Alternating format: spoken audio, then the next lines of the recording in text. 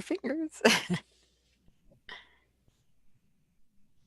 Welcome, everyone. It's Transform Your Relationships Live. I'm Laura Rubinstein here with the wonderful Dr. Rhoberta Shaler. Hi, Rhoberta. Hi, Laura. It's another wonderful time. We've been apart for a while because of travel. So here we are, back We again. have Hi. a very juicy topic today. We Um, do. and it's a juicy and it's also a difficult topic that often comes up in relationships and is a cause of much stress. But, we have some discussion to have about it, and that is finances in your relationships. hmm it's one of the big things that I find that couples don't discuss before they decide to move in together or get married. It's almost like they're afraid of discussing this, and it can be the biggest elephant in the room ever. And, maybe we are in denial. Maybe we just have these agreements in our head that we haven't discussed because we think, oh, well, if it's this, it's just this way for me, so I don't need to discuss it. Um, and then stuff starts coming up, like expectations Yeah. and disappointments and realizations. So And what surprises. and so, oh, big surprises, yes. And even once you're in a relationship, even if things happen and then you're surprised, right? Because somebody didn't tell somebody else that this was going on, like a credit card debt or um, a bank account that's overdrawn. And it takes two to tango, but where do we start? I mean, like, I like the idea of what you said of starting before you move in. Oh, Before, yes, by all means, because the person that you see on a dating schedule is in a different mindset than the person you're going to live with, because they're in a place of taking you out and doing lovely things, and it's event driven. It's not who didn't take out the garbage and all of that kind of thing. So when it comes to money, it's like, all right, well, this person's been very generous. They've always seemed perhaps that they had money. The times that the other person has offered to pay, they've been denied. Well, now we've got to make a shift, right? Because we've got questions we need answers to. Are we going to work in some equal way? How are we going to contribute to the running of the residence? How are we going to contribute? And what do we think about saving? What do we think about retirement? How do we handle medical insurance? I mean, who has a discussion of medical insurance when you're dating? I mean, it just doesn't come up often. no, it doesn't. Isn't that like, wow. So where do we start this conversation? Like, so what do you think about money, honey? Yeah, that's a good start. And then say, maybe this is a list of things we need to talk about. Like if we're going to move in together, let's be realistic. We need to understand each other's beliefs about money. I mean, what if you get into a relationship with someone who believes that, well, money will always show up and there's no need to ever save? And you go, what? How, that would be absolutely frightening to somebody who believes in saving and being responsible for the future. And then you get with somebody that you realize, okay, I'll give you an example from my life. I was with this fellow. We were absolutely thinking of moving in together, and I asked all the right questions except this one. Could you show me some things about your financial life? I did not see the pieces of paper. Now, that might seem intrusive and it might seem like something you don't want to do. And apparently, I didn't want to do it. This is long ago. But the thing was that when we moved in together, I found out that everything he told me about his financial life, including buying and selling real estate and all these wonderful stories, not one of them were true. He had the money in his pocket. He had no credit rating because he declared bankruptcy 3 times. And this was all a big story. Mm, right? a storyteller. Hmm.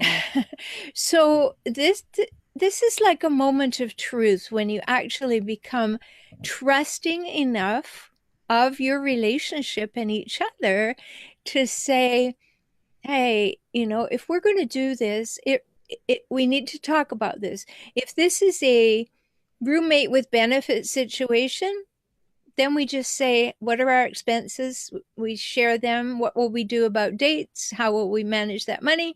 And you just have that question. But if this is a committed for life, let's have children, let's have a long future, and all of that, you really have to get down to the nitty gritty, and you have to see the pieces of paper and be willing to share them. Yep. And yeah, that sounds really awkward to have that conversation. It's like, oh, can you show me your finances? But I think if we're working towards a goal with, having a life together, show me how you organize your finances. I want to make sure we can actually work together on this. This is a big deal. Finances, how are we going to live financially together? You know, before you say yes to moving in, Yeah. what are the responsibilities and the roles? Do you have any expectations of me? What am I going to pay? What are you going to pay?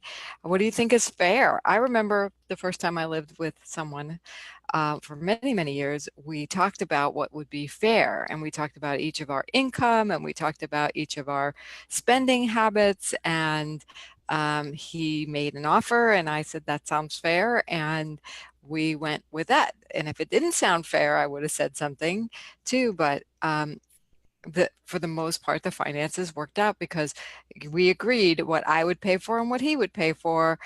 And it doesn't sound romantic or anything, but No. it was totally, once you get past that, like, oh, I'm in love and he's courting me phase, and you decide to come together as a unit, whether you're married or committed or living together, then it really is worth having that conversation because, maybe you're old fashioned or you've got a mindset that I never pay for anything.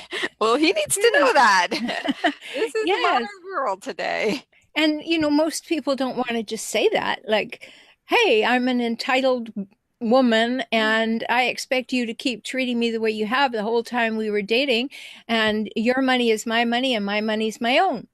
Yeah, exactly. Okay. Or the reverse, Yeah, it's or the only fair to reverse. let them know if if that's the way you roll, then it's only fair to let them know. And vice versa. I mean, like there have been plenty of guys who want to be carried along, like, in your example, the fact that he had all these stories, obviously that's one way to get taken care of. Somehow that Yeah. there And was an expectation there. And of course, he was a raving hijackal. So let me just put that in because I always have to talk about the hijackals. There are two kinds of hijackals. One of, in regards to money, one of them wants to make a whole lot of money and not share it with you. The other one wants to lay about and complain that you don't make enough money and you're not taking good care of them. Now, having the financial conversation with somebody that you are going to move in with could absolutely allow that to be seen, right? Could. With that guy, when, I didn't ask, I mean, I was horrified when I found out Yeah. that nothing he had said was true. And I did not get to see those pieces of paper ever, ever, ever because he was a raving hijackal. She didn't Now, have them. no. So, there was always a reason and it wasn't up to date. And, I'm not going to show you. I mean, it kind of resembles what happens in our country right now. It was like he was always under audit. He's not going to share his financials. Um, and then what did he do? I mean, he had a very good job. So he's making $10,000 a month. But every time he got through the probation period of a new job, like the last time, on the 89th day of a 90-day probation that we had moved to another city to take, he got fired. And it depressed him, of course, because who wouldn't want him? He was wonderful. Why wouldn't they put up with him? And I'll never forget that day because we'd only been together for, I don't know, maybe a year and a half at that point. And he came home and he said, "That's it. Mm, It's up to you now. I'm not going to work." a good excuse. What do you mean? I moved to a new city. I'm an entrepreneur. I have to start fresh. What do you mean? Right? So these are very, very important things. I learned everything I share with folks the hard way. Believe me, the hard way. So when I say to you, don't be afraid to have the financial conversation with anybody you're considering moving in with, let alone marrying, then address your fears. Why are you afraid? What is it that you think is going to happen? Why do you uh, reject having this conversation? Because you're afraid they'll leave you? Well, wouldn't it be rather better if they left you than left you in debt and in a mess if you married them?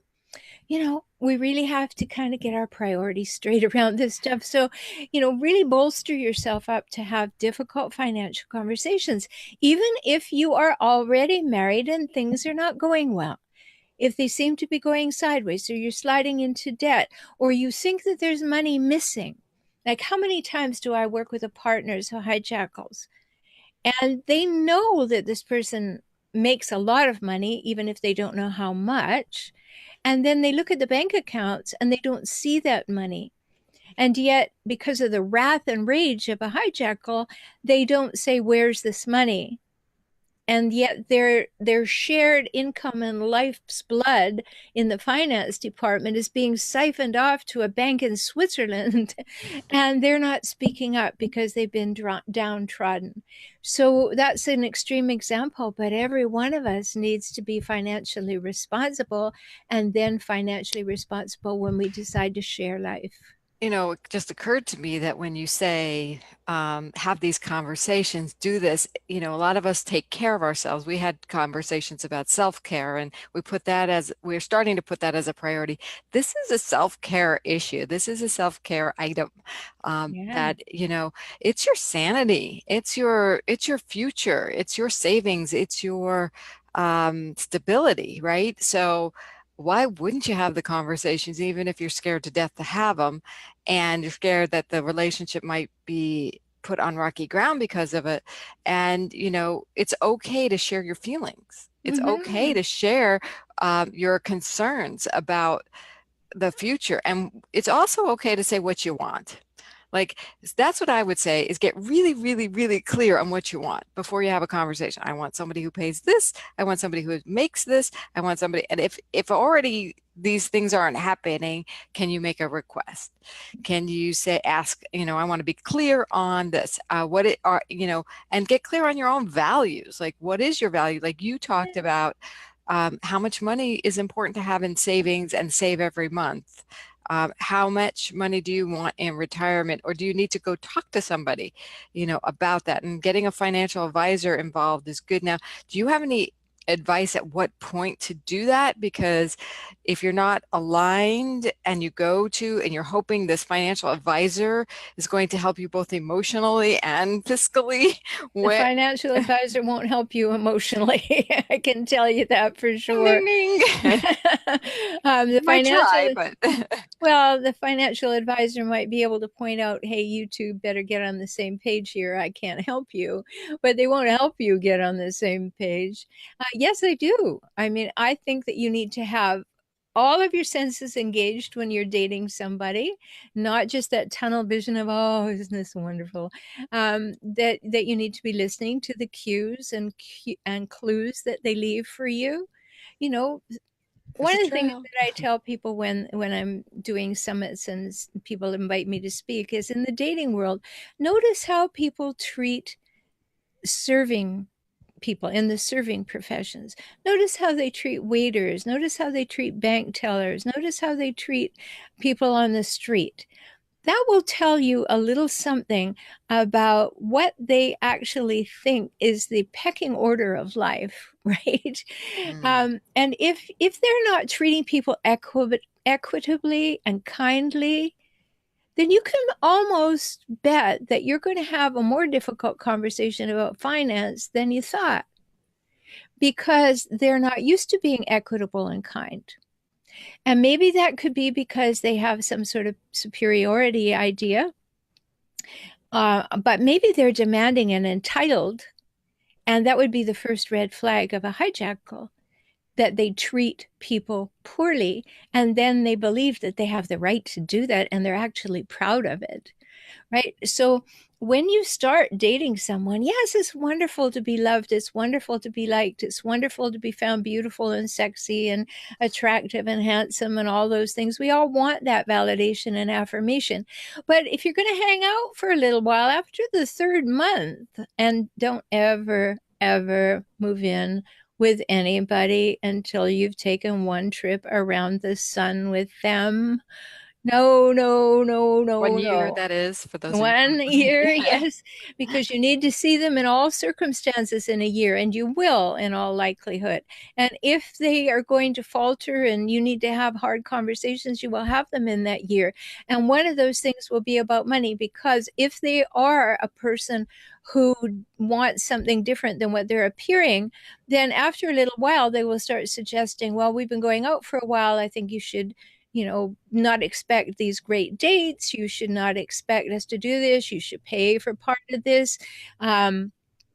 I don't like going on vacation. You seem to like going on vacation. I don't want to use my money that way. You learn in a year that this person doesn't want to go to family events because it's too expensive. It's not a high value to them, and it's a high value to you.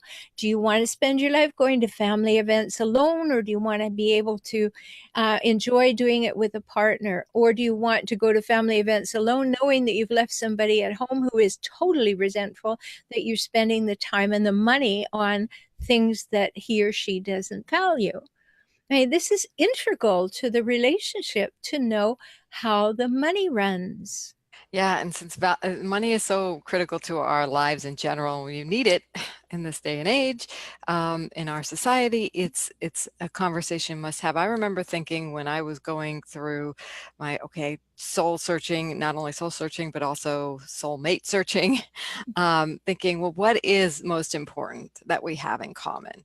What like what is it that is going to make this relationship work? And I kept testing this theory and I kept changing and adding to the list, but the three things remained for me. We have similar values, and that would include in finances. We had fun together, we had a common humor sense, and we had good communication. Because if we could communicate and we had similar values, then we could come to solutions. If Yeah. because and to me, those three things really help. So that when we have the financial conversations, there's an alignment there. Now, if you're way into the relationship already and you're already at odds, you have to be really upping your game with the communication and the negotiation and compromise on both ends. And then if not, get a third party involved. I mean, how many Yeah. times have you been involved, Rhoberta, with couples dealing with the financial end of their relationship? So many times, and yet they come to me and they don't want to make it about the money. They say, well, it's all about this, and no, it's actually about the money when we get down to it, because that's where the argument began, Right. right? Mm-hmm. And I think about a hijackal case where the woman came to me and she was married, had a couple of teenagers, and she said, every month he gives me less housekeeping money, and then when I can't stretch it, he tells me to borrow from my friends if I'm so stupid that I can't manage the finances. Okay, there's an extreme example of what can happen when you are in a relationship with somebody who doesn't have anywhere near your values, and in this case, an absolutely classic hijackal. Now, I'm happy to report that after working with me for a while, she is out earning money, dealing with the fact that she is now a single woman and she doesn't have those things. That's not always necessary, but in most cases it is. And imagine after 20 years of having finances be the major topic of conversation and oppression in a relationship, imagine the freedom. Now, of course, for a little while, she was like, I don't know what to do with all this freedom. And I'm scared, right? 20 years. I mean, she married young, had children and all. But if you are not able to have a conversation about anything with your partner, you need help. Yeah. If you, Yeah, especially I was going to say is if the conversation is being cut off, you're being bullied or demeaned or made wrong, the conversation is going nowhere. You're left feeling less than, and that's kind of the goal, because if you're not feeling empowered, you'll stay suppressed. So if you're feeling yeah, oppressed or suppressed, that's the time to get help. It's like, okay, you deserve to feel like a normal human being that's worthy of joy and being taken care of in a positive way, nurtured and adored and cherished. You know, we each deserve to be treated kindly at the very least. And with respect. with respect. And that would be my first request, that we have a conversation that's respectful and kind. And if and we start there, can you agree to that? Can we have that kind of conversation, because this is important? And if not, then some decisions have to be made in the relationship. Do you put up and shut up and become a doormat, or do I hope you not. yeah, hopefully not. And here's the thing, there's resources. Rhoberta is an expert in this. You just do this all day long. You help people untangle this tangled web of dealing with such oppressive situations in a free society, right? We are in a free society. You don't have to live like you're not. Yes, and every week I do a live stream on my YouTube channel, and my channel is for relationship help, FOR relationship HELP. And last night's live stream was how to end the financial abuse of a hijackal. And it's up there for you. So if any of this is ringing a bell, go and listen to that. There's a whole hour of me talking about how to deal with this. And subscribe while you're there and join in, so you get a reminder every Monday evening at 6 o'clock to come along and discuss things and ask your questions, because this is absolutely an essential thing. It is basic, right? Don't think that love and money are so separate that you can't discuss them, right? That if you love, then you trust, and trust means money. No, if you are actually in a loving relationship, you have the 5 relational gifts that I talk about in my book, Kaizen for Couples: honesty, safety, trust, respect, and reliability. In that atmosphere, you can talk about anything. And if you can't, yeah, sure, some of us are a little touchy about things, but you can approach things slowly. You can build that trust that you were talking about just earlier, that willing to communicate.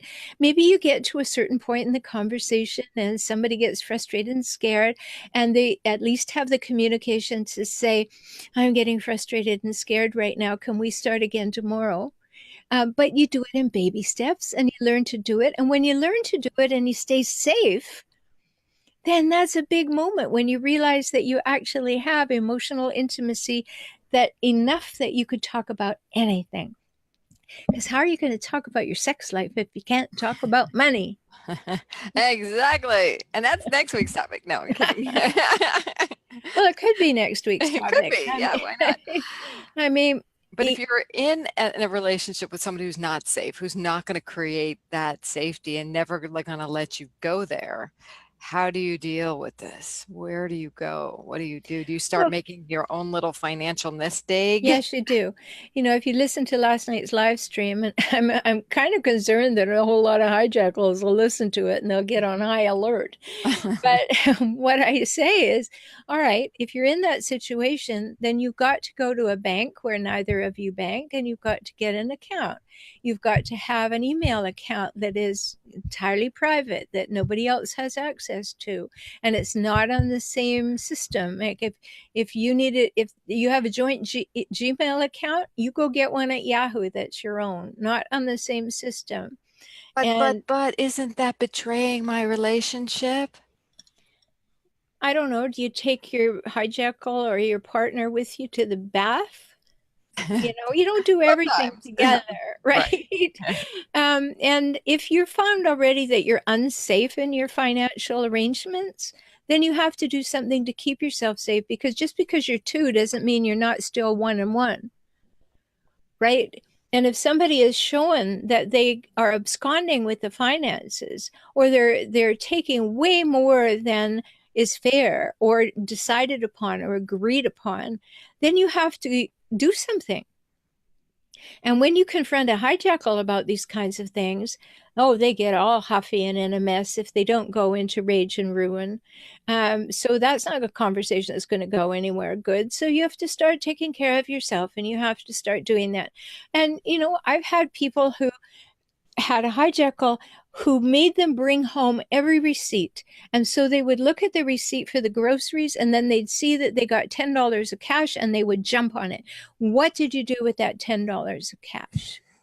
Well, what do? I have my clients become avid Starbucks fans, even though they never go to Starbucks. Well, I decided I'd just like to sit and have coffee and take a little time for myself. Okay, what's a hijackal going to say? Well, we don't have time for that. Well, maybe we don't, but I needed it. They're not going to get too fussy over the $10, but the $10 goes into your account. And you may have to do that. I take my clients through a whole systematic preparation to divorce. So much of it begins with finding out what's possible in the relationship. And one of those things is, what can we do about the financial arrangements? Because they're always inequitable. It's really sad that that winds up being, a situation. But it's like, we can't impress upon you enough to take care of yourself. If you're in a situation that you're uncomfortable with, and especially financially, and you don't see a way through to a compromise where you're going to be taken care of, it's up to you to take care of yourself. Yeah, and let me just say something for non-hijackal relationships. Yes, let's talk about When you're regular. making agreements, make agreements like this. We're going to look at how much each of us make, and then we're going to decide what percentage each of us should put into the pot for our household expenses and for our vehicles to save and to reduce debt. And then make other agreements, like looking at our financial arrangement. How much can each of us spend without consulting the other? Like, can I make a $200 purchase and the other person's not going to care? Or am I at a $20 level? And if you're at a $20 level, either you're not making enough money, or you're dealing with somebody who's really scared.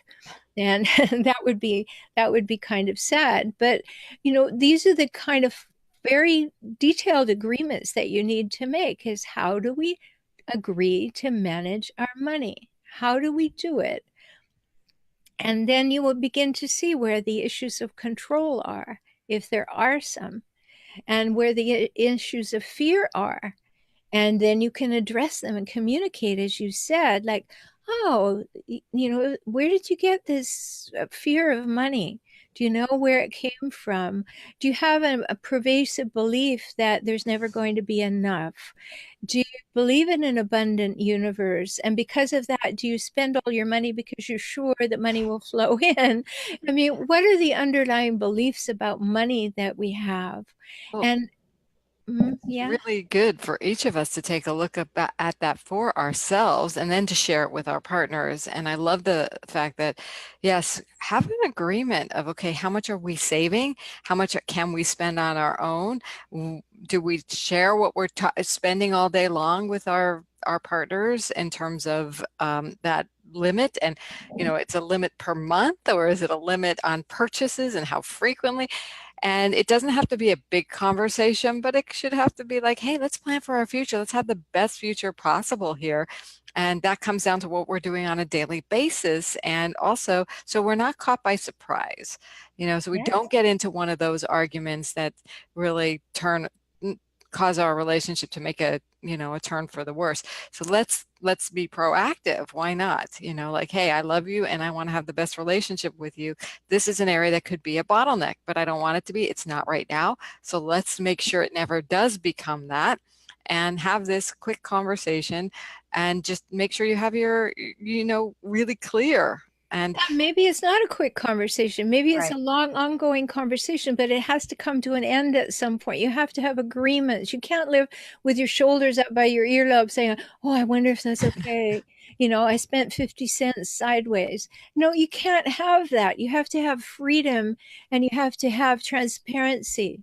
And Yeah, that doesn't mean that, I have to say at the end of the day, I spent $17.36. How much did you spend? I mean, you have to have some freedom. yeah, and you gotta know yourself. Like if you know you love to shop, give yourself a budget, let your partner know so they know they don't think of you as a shopaholic, and even if you are, but but you have put a boundary on yourself too. Like, okay, well, I love to shop. I'm gonna give myself this amount of money a month, and my partner knows that, so I'm not covertly doing this. I'm like, okay, this is my play money, and I'll spend accordingly. And maybe I'll have some left over and treat him to something or her to something. So, Yeah, maybe, but also know that it's absolutely fine. And I advise couples very few couples come before they move in or get married and actually want to do things in a systematic way, sadly enough. But when couples do come and ask me, we're thinking of getting married, what do we need to think about? Have these conversations beforehand. And I always advise have a joint account and each of you have separate accounts because you need your own disposable income outside of the eyes of somebody else. But you need to be able to be trustworthy. Like, okay, I'm putting that money aside, but I'm not spending it frivolously. I need, I can spend it in the way that I want, but I want you to know that these are the things that are important to me. Like you said, like I love to go shopping. It relaxes me. I feel good when I have something new, but I'm trying not to have a problem with that. So that's what I use my private money for, right? But I don't use the shared money for that. If we're going to buy a new sofa bed, that's shared money because it comes into the house, right. you And I know? think there's no one rule guideline how to do it for each couple. Each couple's got to work it out for themselves. Yes, very But individual. But, what I love about your advice is that if you don't know where to start or you don't think you have a good model, start with that advice. Have a joint account for certain monies and have your own separate accounts. That's a good starting place, or it's a good place to get to if you haven't started yet. And do the same thing with savings. Have your own savings and have joint savings. Then if you want something special or you want to go to a yoga retreat that your partner feels is completely frivolous, you can go, Yeah, right? And it's not that you're thumbing your nose at your partner. You're saying, no, I saved for this, right? I'm not right. taking anything away from the relationship. I saved for this. This is what I want to do. And those are mature financial agreements. And you can't Yes. have emotional intimacy if you can't have conversations about money. Believe me, you can't. Take that to heart. It's brilliant advice. This has been a great discussion. It's been, we know it's challenging to get out there out of a comfort zone, especially if there's a little taboo in the relationship. We're here for you. Rhoberta, tell people where they can find you, the best place to connect with you. The best place is at my website for FOR relationship help, HELP.com, and my YouTube channel by the same name for relationship help. And then if this is really intriguing to you and you want to get a little closer to the conversation, join my membership site. You'll find that at optimizecircles with an S.com. That's great. I know you have some great information that you give. You are like chock full. If you want some inspiration, especially women, I have the Feminine Power Cards. They're at femininepowercards.com. They're daily reminders of power principles to do your self-care, take care of yourself, feel really good so that you can be coming from a really strong and empowered place in your life, in your relationships, and your business as well, and Yes, transform. and they're excellent. Thank you. Transformtoday.com is where you can find me and all my business advice and marketing advice, and that's building relationships on the professional side. And you're always having, by the way, conversations about money with the clients too. So get really comfortable in your intimate relationships. Doing it in business will be really easy. Yeah, and that's so true because don't forget, however comfortable you are with money is the first step. Then to be comfortable to talk about it. You need to be able to say yes and no to money conversations. But if you're afraid and you don't have them, then you don't get the right to say yes or no. You're not taking that right. And then you'll get resentful and you'll feel downtrodden. And that's a choice you're making. So learn to really understand where you stand about money, what you really want, and then be willing to start having small or larger conversations if you already have some level of trust and communication, and talk about it. Do you know what your partner really thinks about how money works? Maybe that's a good opening gambit. Yeah, that's a really good conversation starter. Well, go forth. Let us know how it goes. We're here for you if you need support. And we'll be back with you in another couple of weeks with another edition of our Transform Your Relationships live show. Thank Yes, go forth and prosper and and talk prosper. about money. Yeah, go for it. Bye for now, everyone. Bye bye.